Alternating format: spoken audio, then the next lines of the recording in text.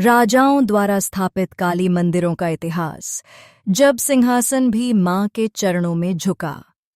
जय मां काली इतिहास केवल युद्धों और राजाओं की विजय का वर्णन नहीं करता, बल्कि उन क्षणों को भी संजोए है जब शक्तिशाली सम्राटों ने अपने मुकुट उतारकर मां काली के चरणों में रख दिए। भारत के अनेक काली मंदिर ऐसे हैं जिनकी स्थापना राजाओं ने नहीं, बल्कि भय, भक्ति और दिव्य अनुभव के बाद की। मां काली उनके लिए युद्ध की देवी नहीं, बल्कि राज्य की रक्षक शक्ति थीं। सबसे पहले बात करते हैं बंगाल के कालीघाट काली मंदिर की। मान्यता है कि इस क्षेत्र के प्राचीन शासकों ने मां काली को राज्य की कुलदेवी के रूप में स्वीकार किया।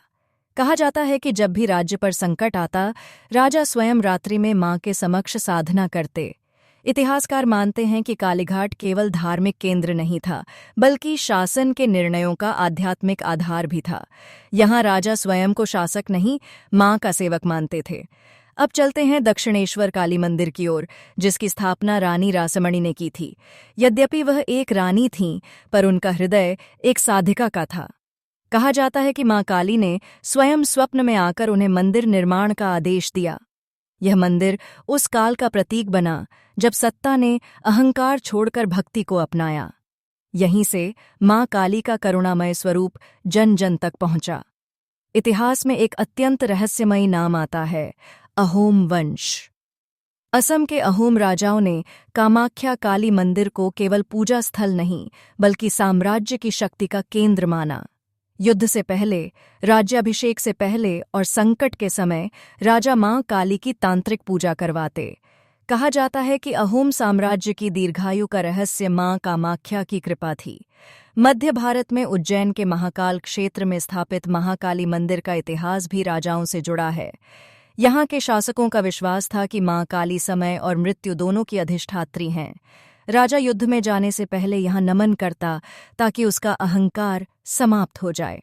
ये मंदिर बताता है कि सच्चा राजा वही है जो काल के सामने भी विनम्र रहे। झारखंड और बिहार के कुछ क्षेत्रों में स्थापित छिन्नमस्ता काली मंदिर भी राजाओं द्वारा ही संरक्षित रहे।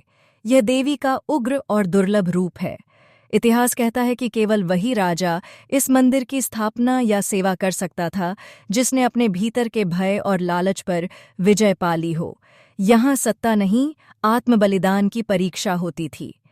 इन सभी कथाओं से एक ही सत्य प्रकट होता है, मां काली को राजाओं ने इसलिए नहीं पूजा कि वे शक्तिशाली बने, बल्कि इसलिए कि उनका अहंकार टूटे। जब सिंहासन कांपता था, तब मां काली स्थिर रहती थीं, और जब राजा झुकता था, तभी राज्य फलता फूलता था। मां काली का इतिहास यह सिखाता है कि सच्ची शक्ति तलवार में नहीं, समर्पण में होती है। जय मां काली,